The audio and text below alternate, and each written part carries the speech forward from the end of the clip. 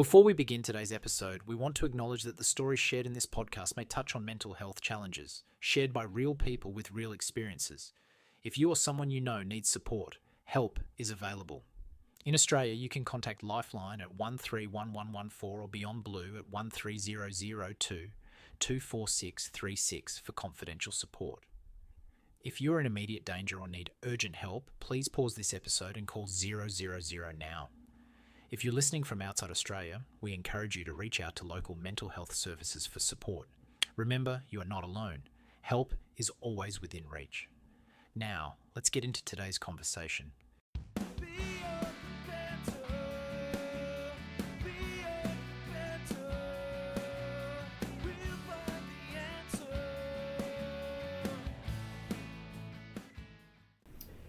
Hey guys, Chris Asher from Beyond The Banter, back for another episode for 2026, joined by the one and only Nick Trapani, the Trap Man. Thank you. Thanks for having me. Thanks for coming back. We plan on rolling out quite a few podcasts this year. We've got a whole new setup, so if you go back and have a look through the years, we've gone from me and Toph doing it via video link to last year coming down to Melbourne doing it face-to-face to now having a backdrop.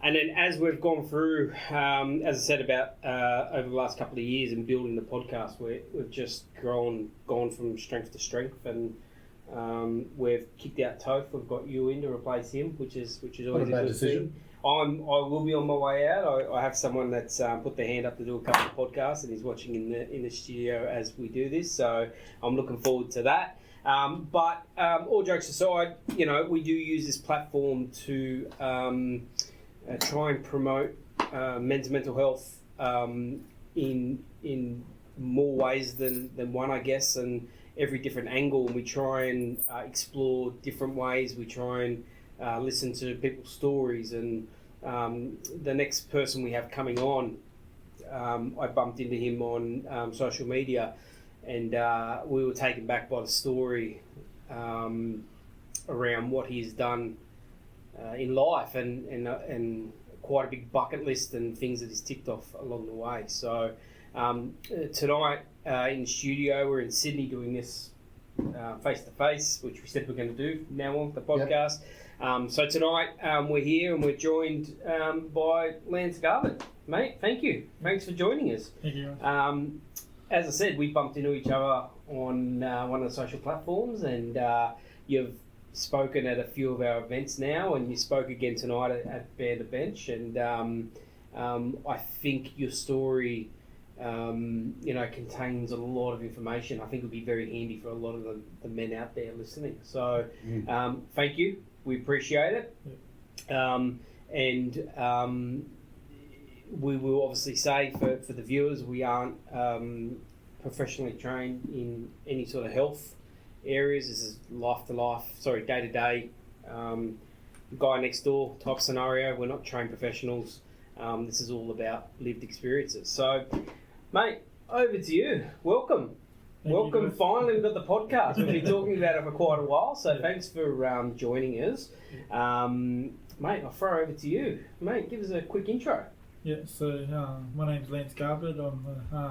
I've been through a lot of struggles in my life, and through that journey I've learned to overcome challenges through nature hikes, meditation, writing my books, creating music lyrics, just being myself and just discovering as much as possible, and overcome fears and challenges in my life along the way.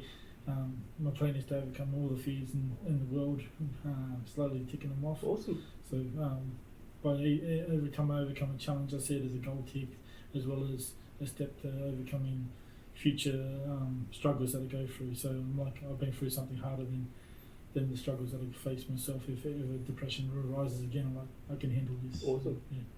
Well, mate, I'm looking forward to hearing a lot about it tonight. It's I know some of them. You know some of them after tonight as well. There's so much to it. And I asked a few questions, which I'll probably ask again tonight. But let's start at the beginning. Tell us a little bit about Lance.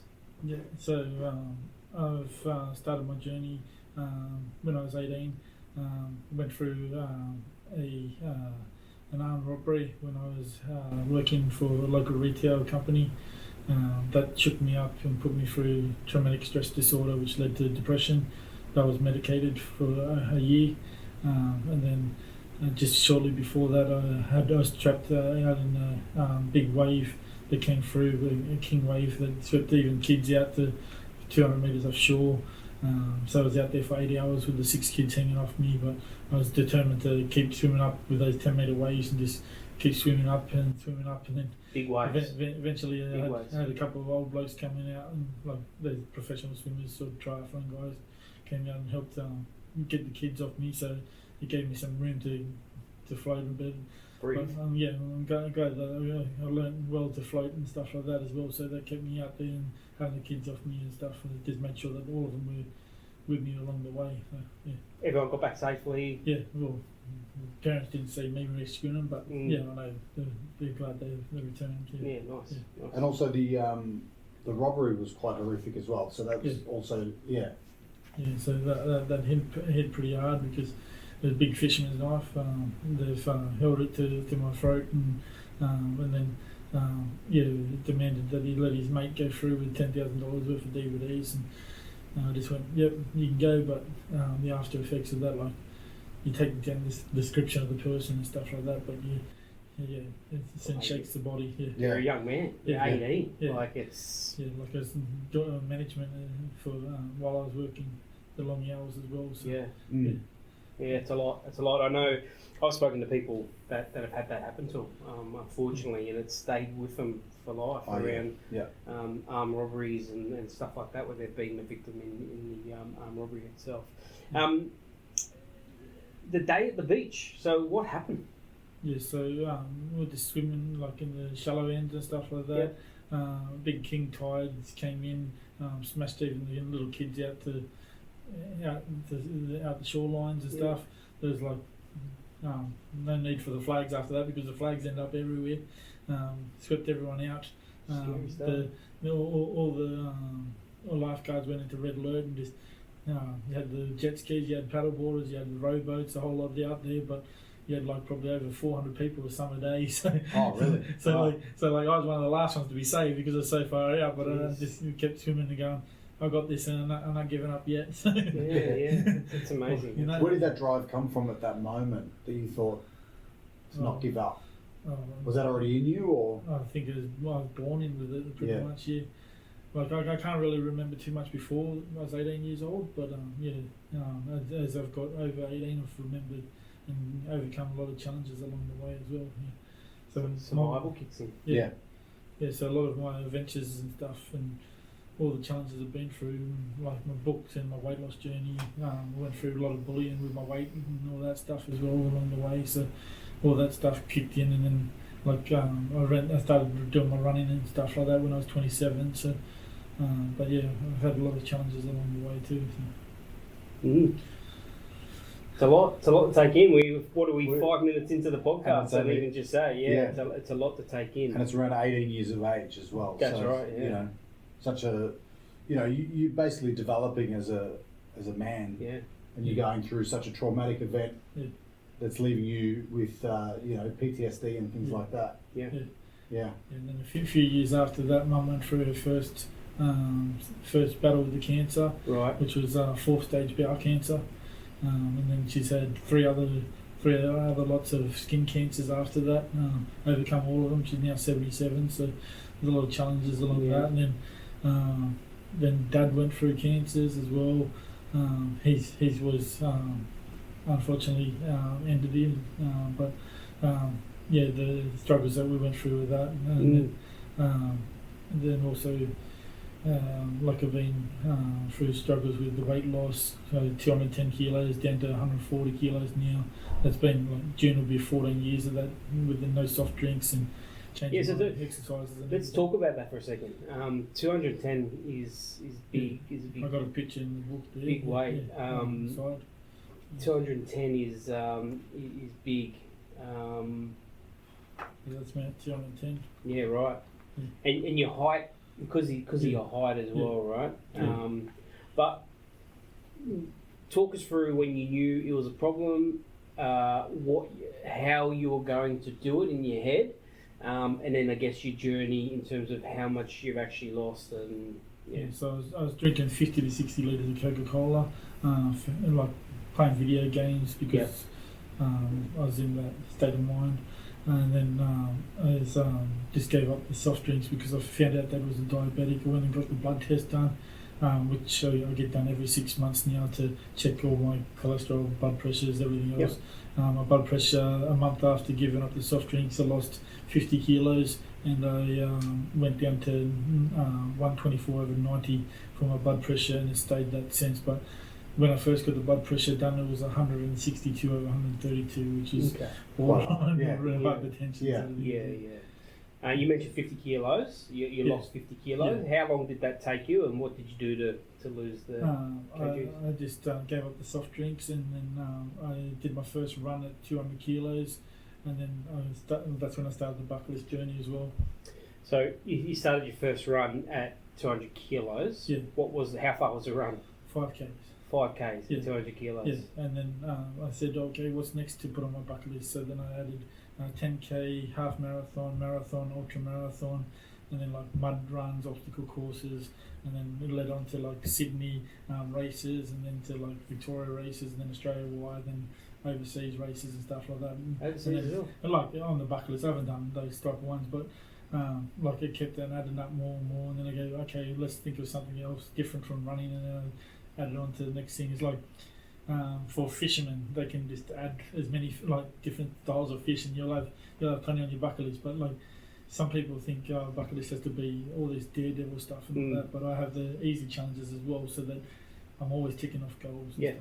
That's good. I think that's what it's about. Otherwise, if you set them too high, you're not going to be ticking them off. Yeah. And then you're going to feel like you're failing at things. So at least having ones that you can definitely do that are achievable in a day. So I'll put it as my hardest goals, and there's the separate goal sheet which I have, which I learned from Travis Bell, the bucket list guy. He's got a blueprint that I follow and put in all the ultimate goals in.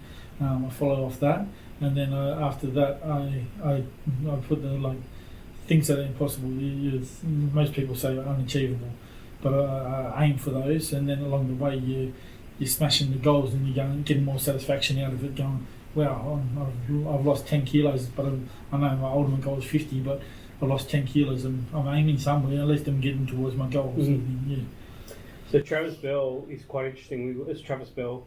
Is it Travis Bell? Yeah, Travis Bell, the bucket list. Yeah, we're gonna do a bit of research. I'm gonna do a bit of research and try and get him on the show in the future podcast. I think he'd be really good. I only learned about him tonight when we were talking in the round circle. Yeah. You just said people said that some of the bucket lists is unachievable. Yeah.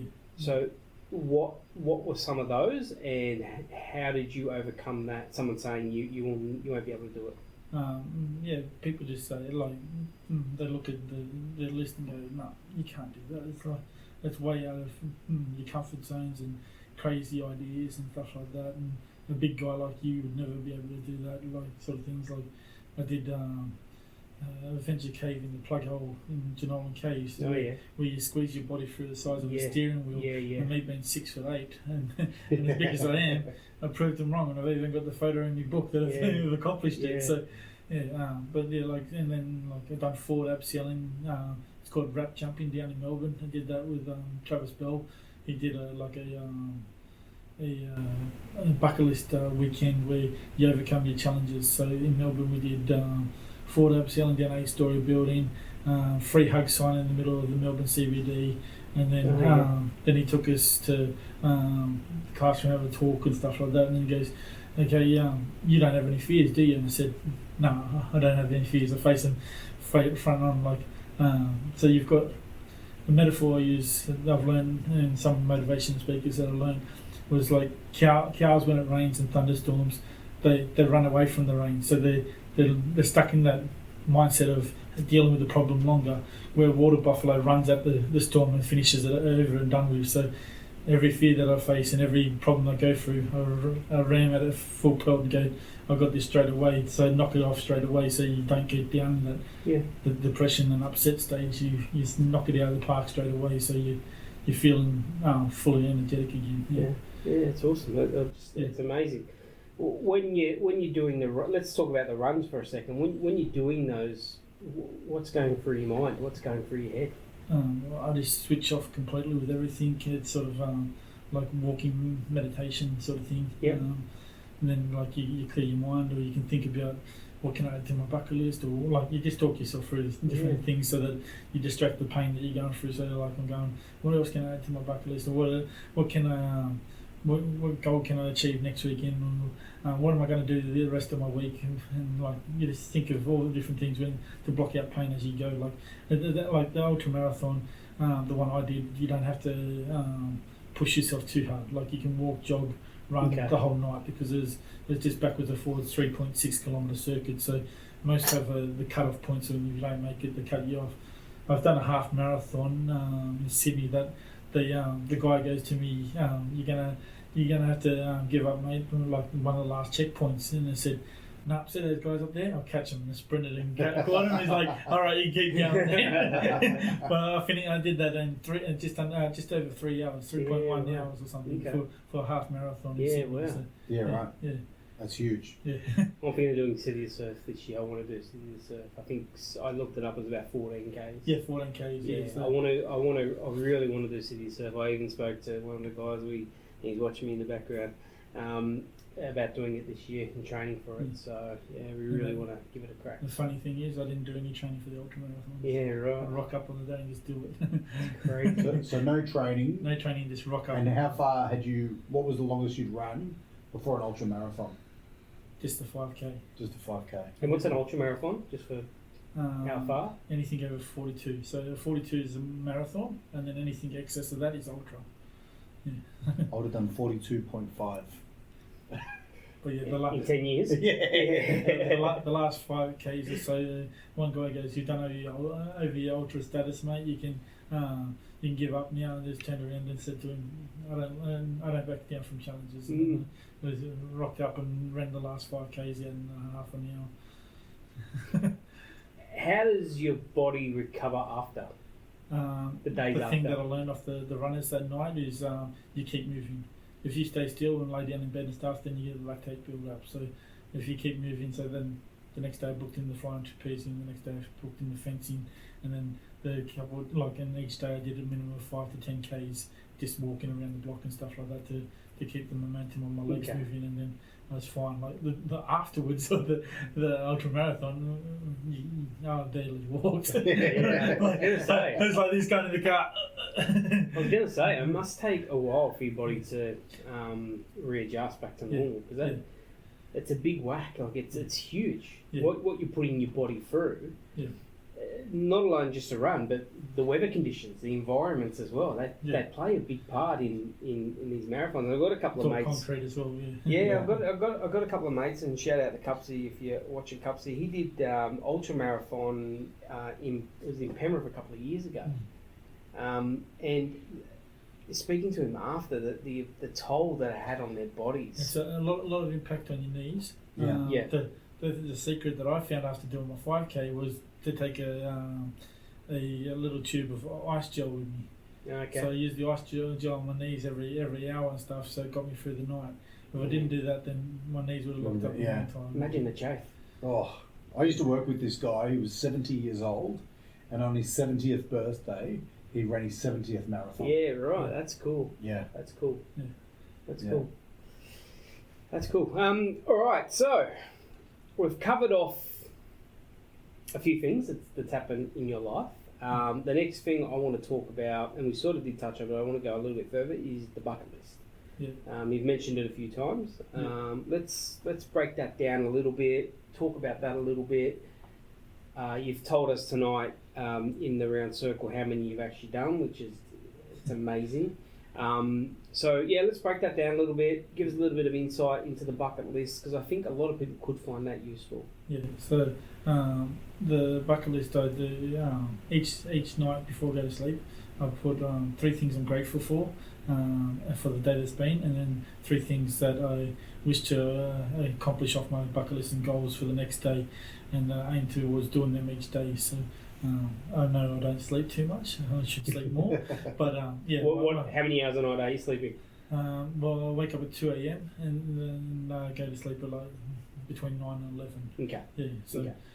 But in that process, I see it as not the quality of sleep that it's the quality of sleep that I have, but it's not the time that I need. Yeah. And the thing that I need to do is exhaust my body for the day. If I don't exhaust my body, then I can't sleep properly anymore. You can't switch off. Yeah. I've heard that. All the morning stuff from designing websites, writing books, doing all the mindset stuff, or physical stuff in the morning, and then the rest, like the nighttime stuff, and doing all the easy goals that I can just sit, relax, and like do my social media stuff and talk to people and stuff like that. So yeah. Yeah, cool. And the bucket list. So tell us about the bucket list. So I've got 9,000 ideas in the book, and completed about 1,500 or so in the book, and that was in 2014. I now have 400,000 things on my bucket list, and I've completed 46,220. 220 things this year alone. 220 things, and it's only February. Yeah. So 400,000 things on your bucket list. Yeah. Do you keep your list in like a data center, because that's a big list? Word document. Yeah. Word document. Yeah, and it's all. It's all typing it line by line. This is what you're gonna do. This is what you're gonna do. This is what you're gonna so do. it's all categorized into like waterfalls and hikes and like running events and speaking events and everything else, all sorted, and then it's all alphabetical order, and then from that I developed and put itinerary for every country of the world, and everything that you can't do in Australia I put on itinerary for each country of the world and organise that. And the reason why I had the chance to do all that is to distract my mind from the court battles that I went through. Yeah, so it kept me busy, and that on top of hiking and everything else, so my mind was constantly busy. Yeah. And then dealing with whenever I had to do with that stuff. Yeah. So 400,000 bucket list ideas. Yeah. Your brain must be just like tick, tick, tick, tick, tick, tick, all these ideas. Yeah, it's always ongoing and stuff. Yeah. It doesn't matter how small, how big, it's... Yeah, like I got like easy things, like some people want to spend time with their kids and stuff, so it's like do all these achievements with the kids, go first swimming with the kids, or watch every Disney movie with the kids, or like you want to tick off as many memories as you can with the kids, go to adventure parks with the kids and stuff like that. Awesome. So do painting with the kids, tie-dye with the kids, like all those things can add up, and then like I got running, and then I got like to see lighthouses, like everything doesn't have to be jumping out of planes. Yeah. I think that's important. People love it because it's like you're aiming towards goals. Like I've sold 161 copies of my book. 162 today. I sold another one. Yeah, so 162 copies of my book. Nice. And people love the idea of that I just go small little goals, but everything counts towards the number. Yeah. I've done 20,000 hikes, so 20,000 of that was just waterfall hikes and stuff. So That's a lot. Yeah. That's only since the last 6 years or so that I've done the hiking. I just hike sunrise to sunset and do multiple locations. So you're knocking off several hikes in the one day. Yeah. It's interesting, isn't it? It's a good way to break up your goals. Yeah. So like I start at sunrise. Yeah. Just before sunrise, we can do like you can even do like a glowworms in the night time. Yeah. And then you can just do a sunrise hike somewhere, and then keep going and doing multiple other hikes. So how many kilometres in a day? The most I've done is 80 k's, and that took from 5 a.m. in the morning to I think it was 10 o'clock at night. So. A light stroll. Mate, these steps must be blowing up in your iWatch, mate. Okay, so I'm not the fastest. Like I just take time, and me and my mates are like that. I've created that friendships around me as well, and like I got a bunch of hiking friends that always want to hike with me and stuff. But we're a photography group, so we like to take photos and all that stuff just with our phones and stuff. That's cool. And then just cruises along. Like we're not like running tracks and stuff. You enjoy it more with taking your 80 time. 80 kilometres is big in one day. It's big in one day. Yeah. What drives you to do the bucket list? just trying to achieve as much as possible in life and show people that things are possible. A lot of people just go, I can't do that. I've got fears of it and anxiety of it. Like some of my friends have even got anxiety of like panic attacks and stuff like that when they go on a hike. So I walk them through it and say, it's okay, you got me here. I'll get you back to the car, mate, even if I have to carry you. Yeah. No, and he's the guy to carry you. Yeah. If I was on a carry, you're the man. I'm blown away by it. You should write a book. I'm joking. Let's talk about your books. I've got 3 books that are published. Yep. And then another co-author one's due out in March or so this year. Yep. And then I've got 2 more books that I'm writing at the moment. I've just finished one, which is a Viking fantasy book, and then a poetry book, and then I've got another idea. I was talking to you guys earlier about, so that I hope to kicks off really good. So, yeah. Where can people buy books? They can buy it off Amazon and stuff like that, but they just search for your name. Yeah, no, just search for my name. They don't give me too much, so I prefer to sell them myself. But yeah, I sell them for $35 a book. Okay. And I sold 162, so I must be doing something right the first time. Oh, mate, it's an amazing story. So let's get back to your first book. So what was your first book about? It's about my journey, my weight loss, how I overcame some of the challenges in 2014 and stuff that I went through. And then mum going through cancers in the book a little bit. And then it's got 9,000 bucket list ideas, and then my trip to England, France and Scotland, and a couple of lines in the back of the book for that. So you went to England? I've been England, France, Scotland, Fiji, New Zealand so far. Nice. And have you done hikes in those countries? No. It's always been with a partner, but now I'm single. I can do whatever. On the bucket list. Get on that bloody bucket list. Get on that bloody bucket list. Okay, second book? Second, third, and fourth book will be co-author books. Okay. So it's like between 70 and 100 other authors. So they can tell their stories, but it's mostly the first story was about like words of healing sort of thing. Quotes? No, just a short 1-page spread thing, 1 or 2-page spread. And then the second one that was published was words that inspire the world. So not my story, but words that I can help people with. So I talked about my bucket list in there. And then the next one is words that inspire the heart, which will be due soon. So Cool. Awesome. It's a lot. You definitely keep me busy. You mentioned before, how can people get them buying off you directly then? Just send me reach out social media post. Cool. We'll chuck all the stuff on in the drop notes of the podcast, and we'll, at the end of the show, so it's just 35, and then postage. You just got to work out wherever they are in the world. Nice. We've been talking about.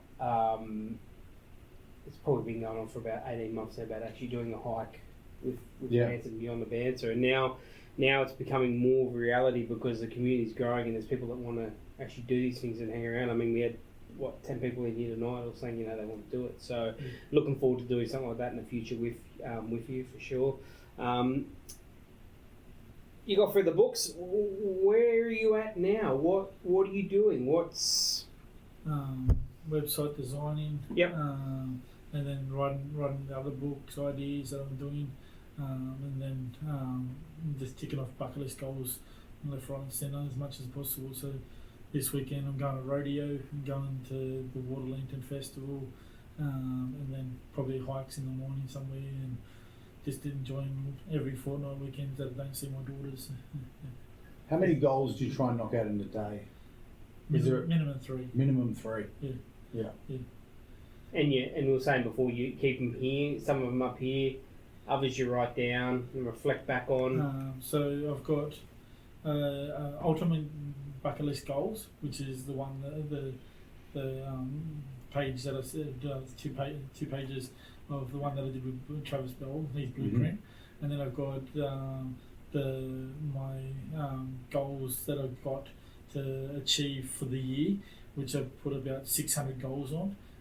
Where that's I chose 20 things of each category of life, so like satisfy curiosity, travel these countries, half the time I don't finish them, but I roll it over the next year what I haven't finished.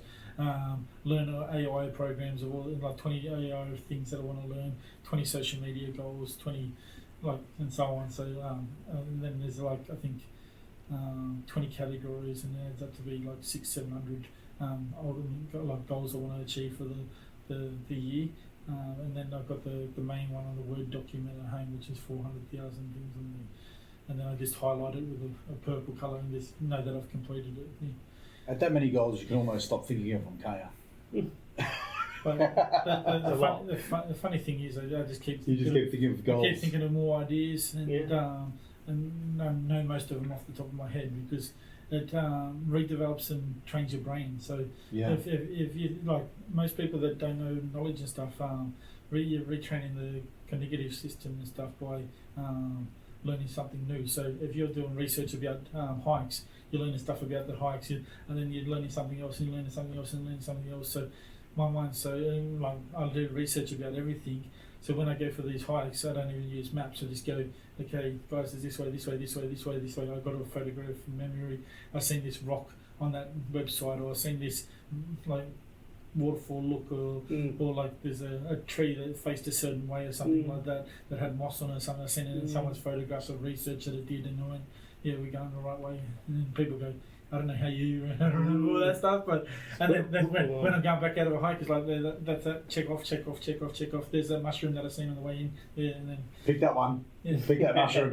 but I photograph everything on the way through, and then I know it all the way back. When did you start developing that photographic memory? When do you?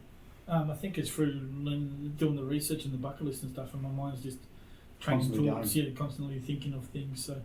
And it overcomes challenges that way as well, I guess. What do you think is your biggest goal that you have ever written down that you want to achieve, and if you have achieved it already? I wish I brought a sheet with me. A lot of things I've done. Learn another language or anything like that? I learned French and Japanese a little bit in high school and stuff. Yeah, okay.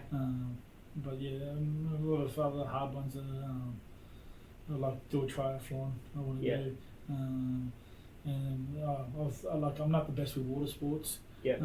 I did snorkeling the other week, so that was hard for me to get used to breathing underwater. I'm not a big snorkeler. Scuba diving I tried, but I only lasted 10 minutes. But I could officially tick it off because I've done it. That was a dive with the sharks, but and then I swim with sharks. I've done animal encounters with Komodo dragons and snakes and everything like that. I just can't scuba dive. I hate being underwater. I hate that feeling. Yeah. I can hike all day, but I can't. Yeah, underwater. I can't be underwater for too long. Yeah. We just a funny story to mix things up a little bit. Me and my beautiful wife, shout out to Amanda, had a honeymoon in Fiji 10 years ago. Married 10 years this year, or 10 years last year. And we're staying in Fiji, and it's scuba diving, snorkeling, and I'm just no good at it whatsoever. So we said, she wanted to go for a scuba dive, and I'm like, I don't think I'm up for it. Anyway, they had these canoes, glass canoes. Oh, wow. And there's an island maybe like a kilometre away that people canoe, they paddle out to the thing. It's shallow water, and then it drops off, and it's and she goes, let's go out there. And I was like, I don't know, whatever, let's do it. Anyway, we're on these rowboats, and I see something go under the water. I've never paddled so fast. I've left her floating in the South Pacific or wherever it was. I'm on this island already, and she's still paddling over. Like 45 minutes later, she catches up, and she's like, what the hell? And I'm like, I saw something, so I was out of there. Anything to do with that stuff, I just can't do. It's probably a fear. That reminded me of, I did stand-up paddleboarding down at Jervis Bay, and I noticed a big stingray, like the things like the size of this table. Yeah. And I flipped off the stand-up paddleboard, landed on the bloody stingray. No way. I was spearfishing, and I had one come right underneath me, and you go, we just can't move quick enough here. Yeah. When you're swimming in the water, one of those big stingray, like a manta ray. Yeah, you can swim with them at Benelong. Why would you? Well, I have. something different. Yeah. I've swum with them up at Port Stephens there. You can swim with sharks and stingrays and eels and stuff like that as well. Yeah. Nah, they freak me out. You wouldn't spearfish? You like fishing? Nah, I wouldn't spearfish. Anything underwater? No? I had a funny story. My wife's cousin was, I went spearfishing with him, and where we were spearfishing, there was a shipwreck that's out, you know, and people can go around it and whatever. And I told him, he was close to the shore, and I told him that I was going out there. So I've swum all the way out. It's about, I don't know, maybe close to a kilometre out. And I've gone to the other side of the ship. And I've been out there for about 40 minutes. And he hasn't sighted me for 40 minutes. So he called the police. And because he thought I was gone. And he put panic into everyone. He's called the family, everyone. I haven't seen Nick for 40 minutes. And here I am just, you know, moseying on out, enjoying this shipwreck. You're doing Titanic. I'm doing Titanic. Yeah, I'm standing up there. And Celine Dion's playing in. And I slowly swim back, and he's in a panic on the shore. I'm like, what are you calling the police? We got the choppers out, everything. Mate, scary shit. Water is so unpredictable, and that's what I don't like. It's probably a fear. It's probably something I need to do. I think it was, for me, it's probably from when I was 18 when it stuck out in those waves. So I didn't go back to, I haven't been back to the beach until, probably about 4 years ago. And then I didn't, about 5 years ago, 5-6 years ago is when I swam at the waterfalls. I was fine with that, but I haven't been back to the beach since, pretty much. And to try and get into the habit of. What's the weirdest challenge you've done? A weird challenge, something like eating something. Yeah, bizarre. Yeah, eating. I've tried haggis and escargot and. Oh, I like snails. I love them. I've had them. Garlic. Not for me. Garlic butter. Not for me. It's the one at the Balcombe Hills there is all right. It's a French steak restaurant and stuff. They did pretty good. Might be taking me there tomorrow. No, I don't think so. I'll get some snails out of the garden. Maybe the Korean barbecue. Japanese. There's a Japanese one at Penrith there. It's brilliant. A curry. That's all you can eat Japanese food. They're pretty good ones. Yeah, there's a couple of options there. So, so we've unpacked a little bit there.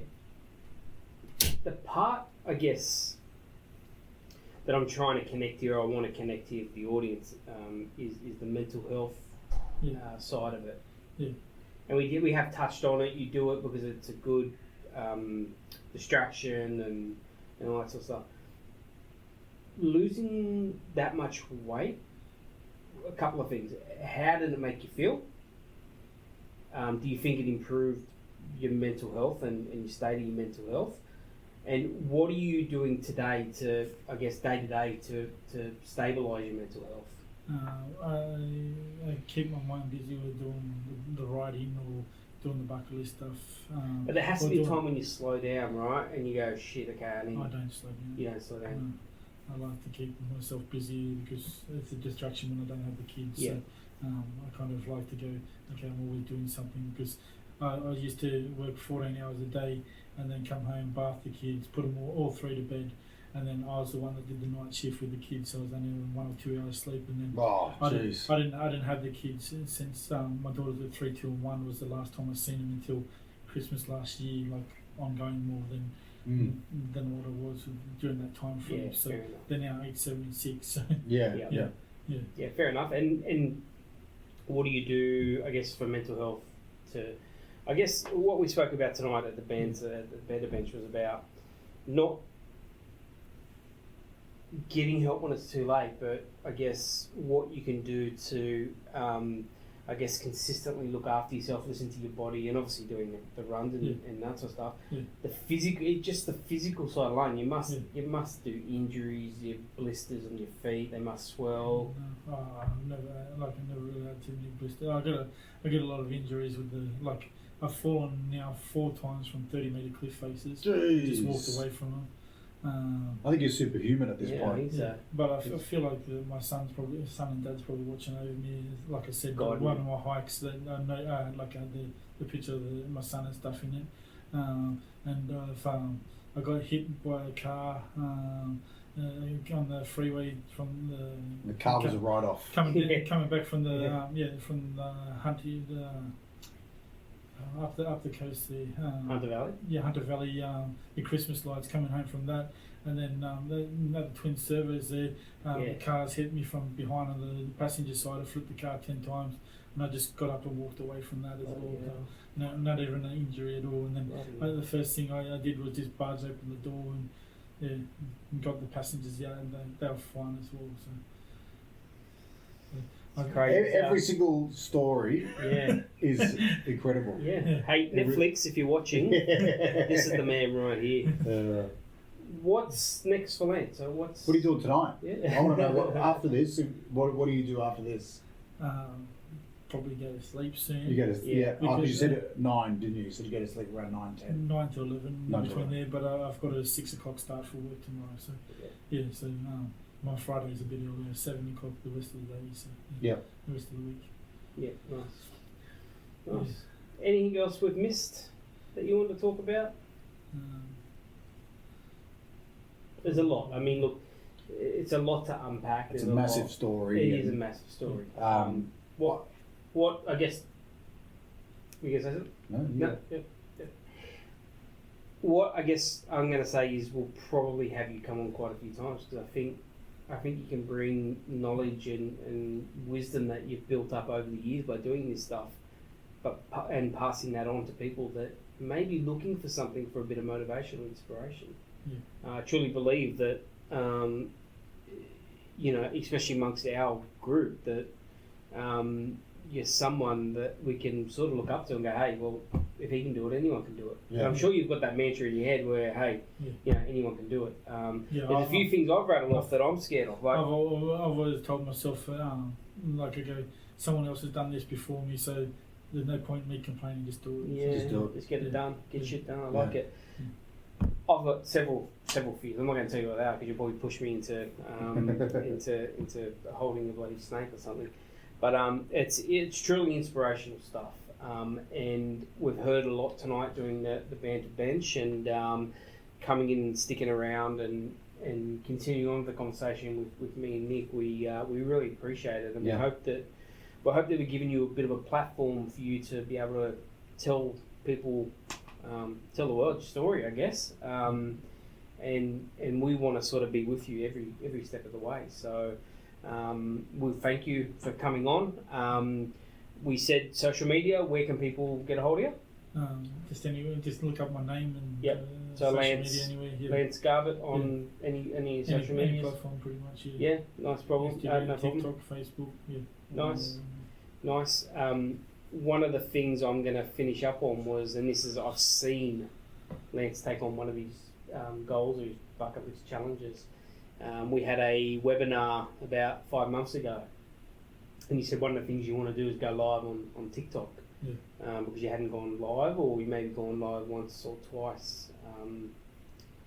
I know the answer, but have you done it, and where are you at in that journey? Yeah, I did it, and I've made like 16.4 thousand followers now, and then I've had a break for a little while over Christmas time because I had the kids, and a break now because I'm writing the books. But I get a fair few people coming in here and there. It's pretty quiet because most of my following is in the USA. Because they don't see all the stuff we do. That's really cool. That's really cool. I'm glad that you managed to tick that one off. Work hours and do that as well. But mate, social media's a beast, and look, we're all a part of it. I've reduced my time on there a lot from social media. Like I'm doing maximum probably 2 hours a night, if anything, because I just want to tick off those major goals that have been putting off for so long, like designing my website and getting these books done. So my plan is to, like, within the next year or two, to have 10 books published with my story in it a little bit at least. Nice. Awesome. Well, I think... Thank you so much for coming on and sharing your story with us. Yeah. It's hard to do, coming on a podcast and bearing all and being vulnerable. So we appreciate you telling your story, and I'm sure that there's people out there that will listen to this that will also get inspired to create a bucket list and goals and start doing similar to what you're doing. Any advice, any closing advice to people out there? And I'll make it a little bit easier, that are saying, I've got this fear, there's no way I'm going to be able to achieve it or overcome it. Basically just to the old motto, grab the bull by the horns and just do it, and then always try and be the first person to do something, because the longer you wait in the line, the longer it's harder to overcome that fear. Yeah. That's awesome. No, thank you, mate. Really appreciate it. Thank you. My pleasure. Came in from Melbourne to do some podcasting. Thank you. Thank you again for joining us tonight at the Bear the Bench. Look, until next time, we thank you, and we'll see you on the next episode. Cheers.